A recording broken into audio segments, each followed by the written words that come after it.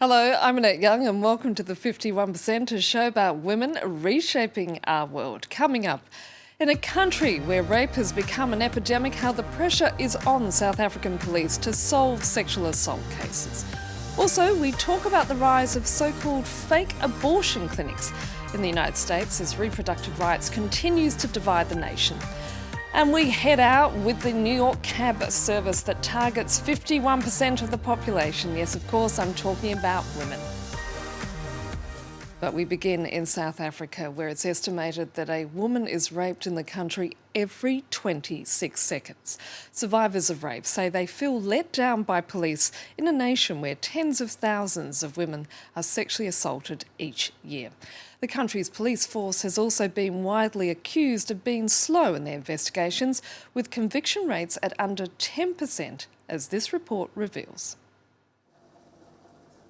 This South African woman was raped by a minibus driver on her way to work.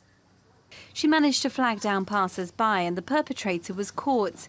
But her attacker was never convicted, even though her blood was smeared on his vehicle.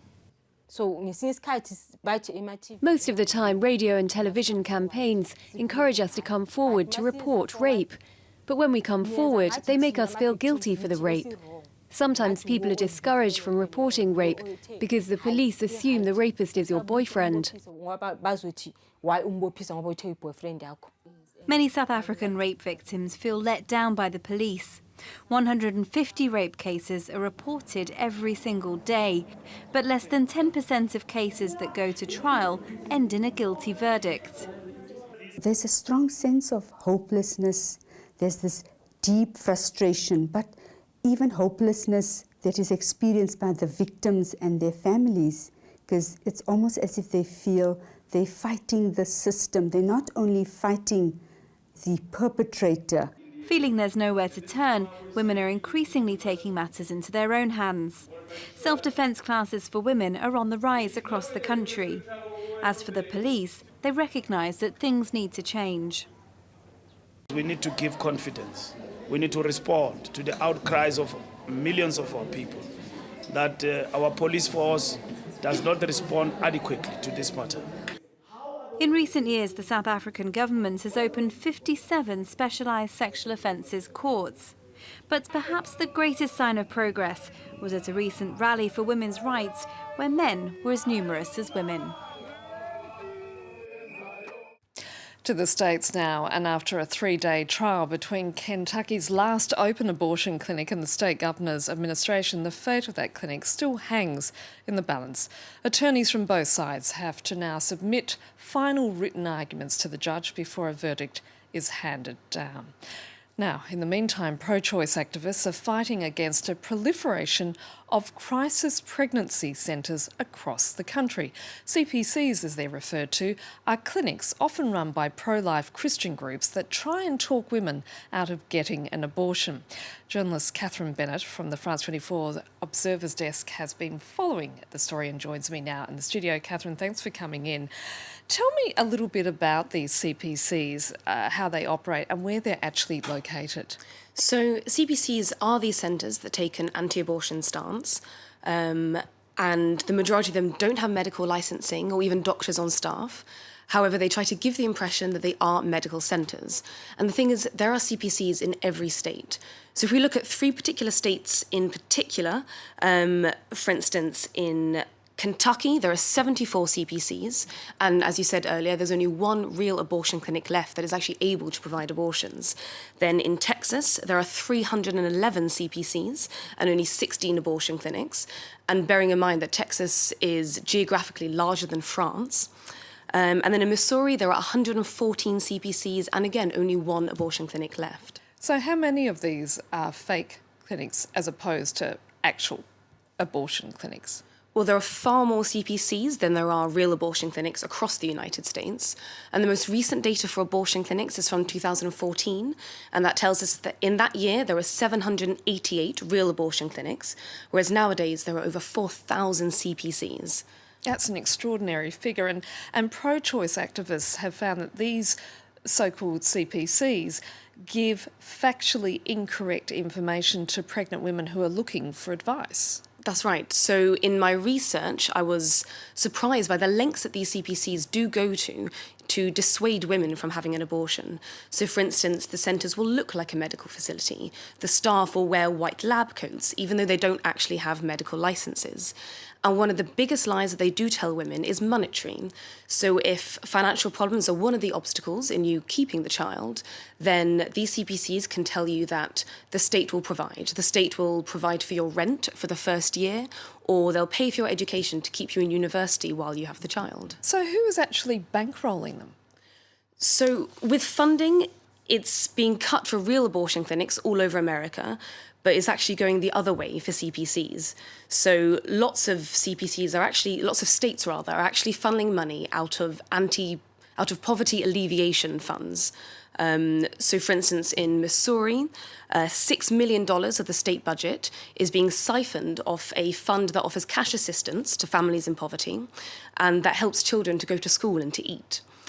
And in order to be eligible for this money, the CPCs in that state are required to dissuade women from having an abortion. Now, you had an extraordinary conversation with one activist who did a lot of research into this story. What did she tell you? Yes, so I spoke to an activist who's part of NARAL, which is a pro-choice advocacy organisation in the United States. And one of the things that NARAL does is they do secret shopping. So there's this idea that they'll send an activist to essentially go undercover to research these CPCs and see what are the services that they're providing to women who come looking for help. So the women I spoke to had done some secret shopping at around 15 CPCs throughout the state of Minnesota.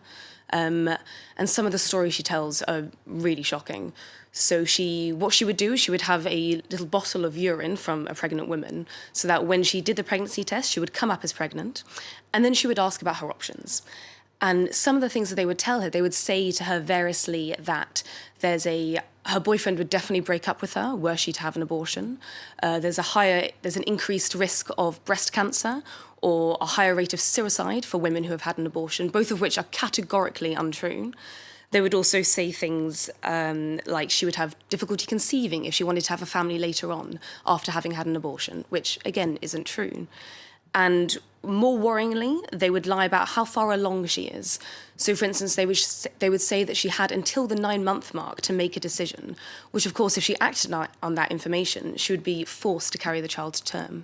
So how is this impacting the sort of national debate on reproductive rights? And are there any actual state bodies who are taking actions against these CPCs?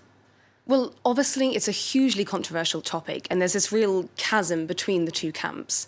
But people are steadily wising up to the existence of CPCs, and there's a campaign ongoing at the moment called Expose Fake Clinics, in which various organisations across the states are asking women to identify and expose the clinics, the CPCs that are operating in their area.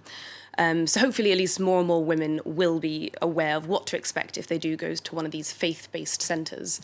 In terms of legislation, things are moving very slowly. And in fact, it's probably more likely for states to enact anti-abortion legislation than it is for the reverse. But having said that, Washington and California are two states. They have passed laws which require CPCs to be honest in all communication and marketing, that they are not healthcare facilities and cannot provide abortions. Catherine, I'm afraid we're going to have to leave it there. Thank you so much. And staying in the States, a taxi app called She Taxi or She Rides, as it's known in New York City, is gaining a loyal following, but it's been criticised by some who say it discriminates against men, while sparking debate over whether gender preferences should indeed have a role in transportation choices. They're part of the visual landscape. New York wouldn't be New York without its 50,000 yellow taxis. Now more and more women are getting into the driving seat, offering a special service identified by its colour scheme. It's in pink and white, so we have to wear the scarf, we have to put the sign in the window, and that's about it. And I wait for a call and I go do the pickup. They've been nicknamed pink taxis, driven by women for women. Clients order the car using their smartphones. Hello. For many users, security is the major reason they've chosen the service, and to sidestep unsolicited conversations with male drivers. I think that happens a lot, just people don't talk about it, which is sad. So this is why I love this service, because I feel in that aspect, we're safer right now. Some of them are very careless.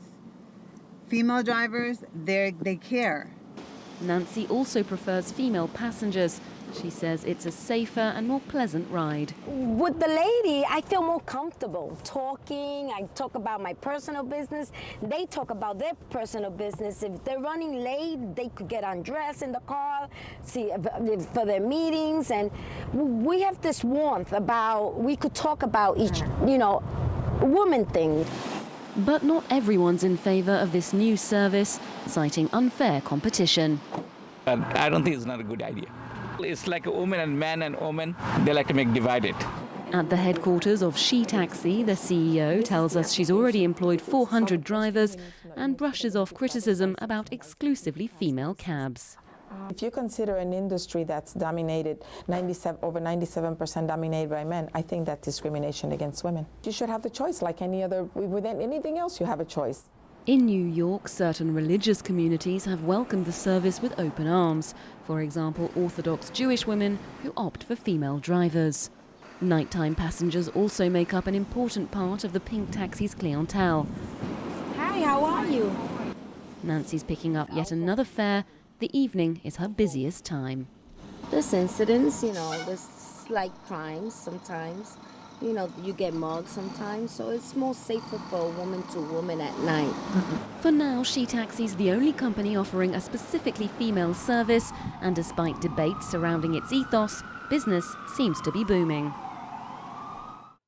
And that's it for now. And if you like what you've just seen, you can head to our Facebook page and tell us what you think.